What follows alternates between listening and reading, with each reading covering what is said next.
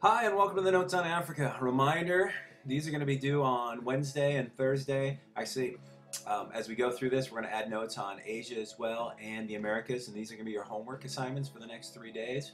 But as we get into this, we're going to begin with Africa and the great empires of Africa. Remember to check the grading criteria for this process, and remember to check what you need to do to get full credit in terms of the amount of information and the type of information that we're putting on here.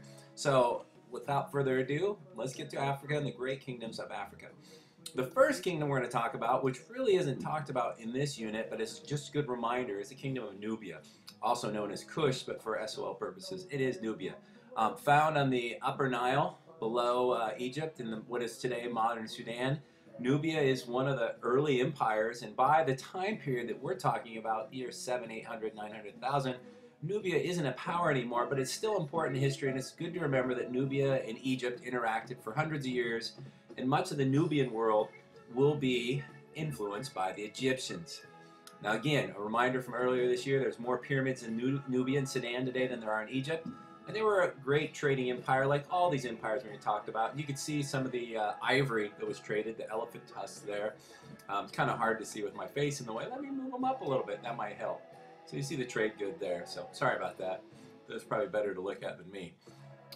Anyway, let's move on to the kingdoms of Africa today that we want to get to. And the first of those kingdoms is the kingdom of Axum. Now, it's spelled two different ways. The book spells it one way, but you'll also see it spelled A-X-U-M. And for over 1,000 years, Axum was a powerful empire in East Africa, near the Upper Nile, but also near the Red Sea. So it traded with both Africa and along the Red Sea with Arabia and other lands as well. And again, like all these, a trading empire. So you look a little bit at Axum here. Now, like many empires, be it the Romans, be it the Egyptians, be it us today, Axum, the height of greatness was to show your greatness through building projects. And these steles here were symbols put up by their great kings.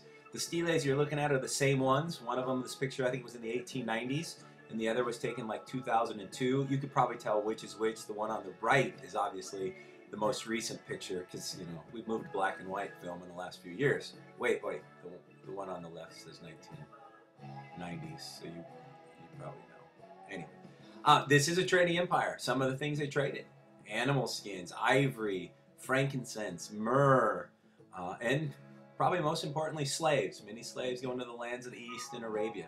And you may remember frankincense from the Bible, the birth of Jesus, if you know your stories. But there's a frankincense tree, which the product is extracted from. Now, for this class, the most important thing you need to know about Axum is the fact that it is a Christian empire, and really is the only Christian empire that we will talk about in terms of West Africa.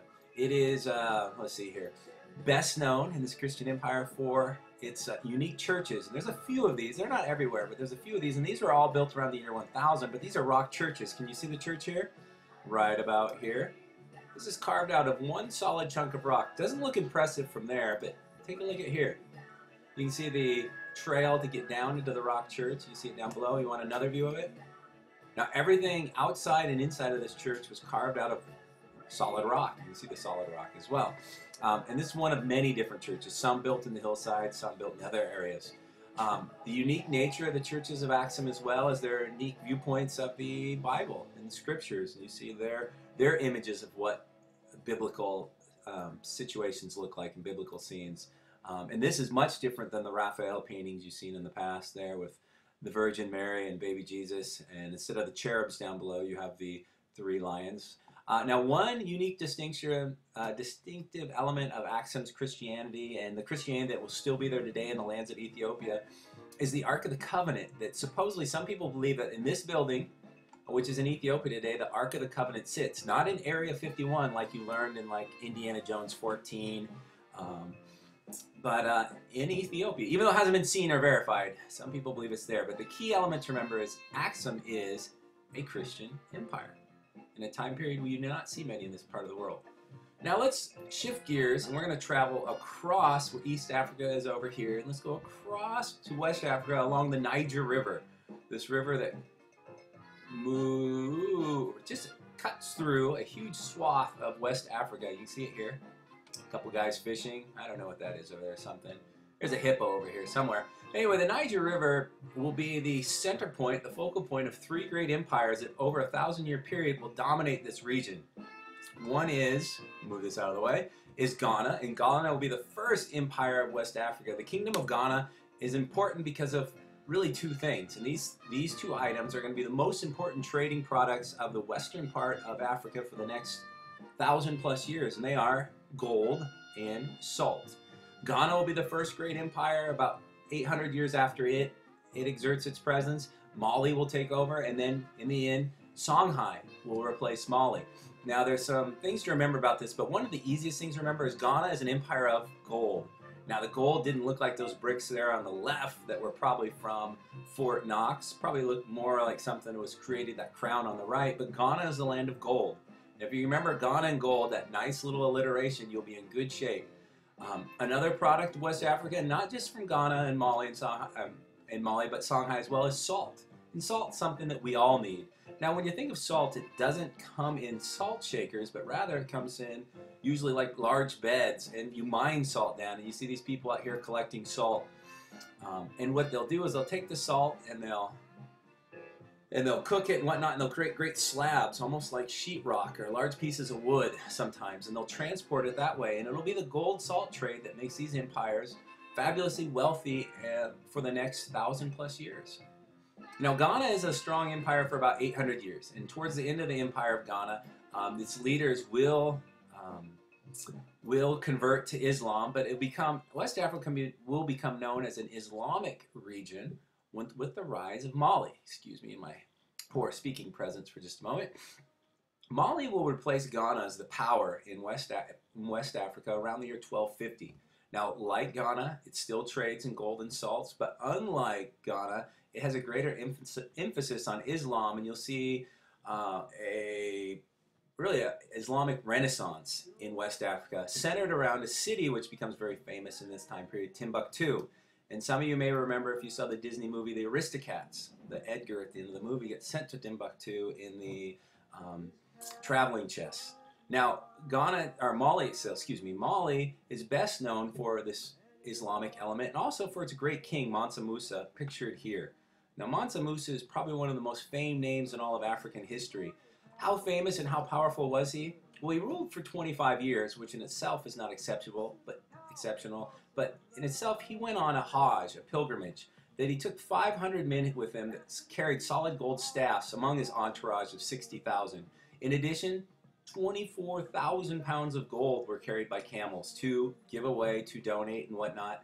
And when he returned, he brought back some of the greatest Islamic scholars in the world to Timbuktu. And for a period of time, Timbuktu will be one of the great centers of Islamic thought. Now, what did Timbuktu look like? Well, here's a picture of Timbuktu from the 1700s. Here's a picture of some of the edges of Timbuktu today. It is built in a desert, and it's built with the products of the region, so you don't see much wood. You see the baking of mud bricks to build the walls. But Timbuktu in itself will be one of the most important cities in the development of West Africa.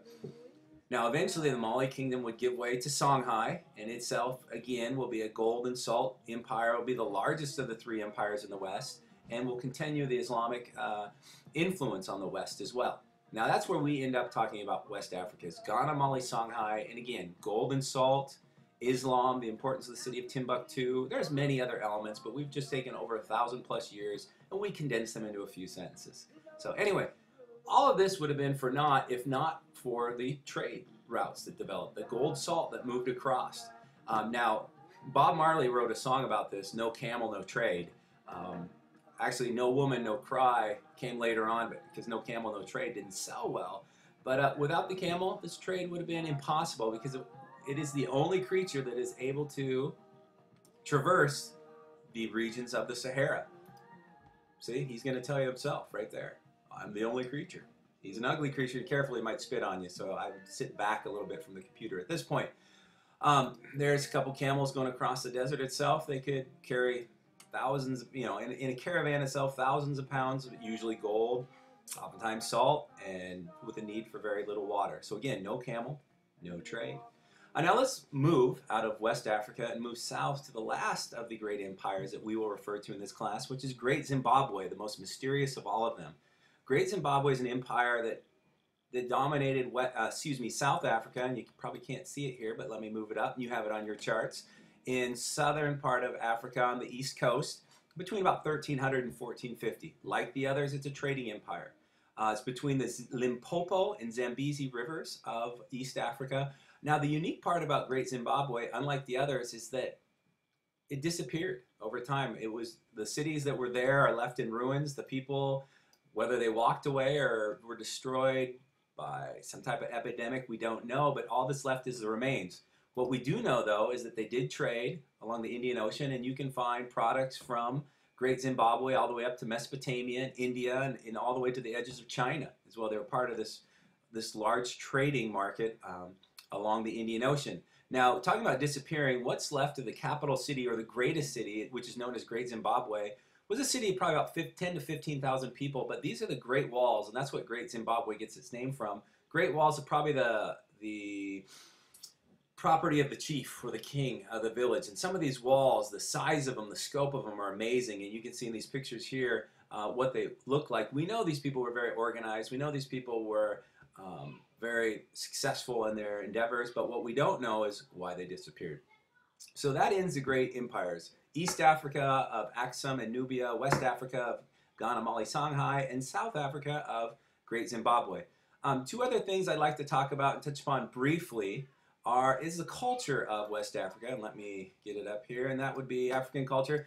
The Bantu people. Now, for most of history, the Bantu people, which will start out here in kind of Western Africa on the edges of the Niger River, these people from about the year 1000 on will migrate, and they'll slowly migrate across sub-Saharan Africa until almost all of sub-Saharan Africa is dominated by the Bantu people. They will spread their religion, they'll spread their farming and herding beliefs, they'll spread their iron making skills, as well as their language and dress. And there's an idea, they're polytheistic. We call the traditional religions of Africa polytheistic, but it has elements of animism. So they worship gods, but they also worship things like the gods of the hills or the rain god.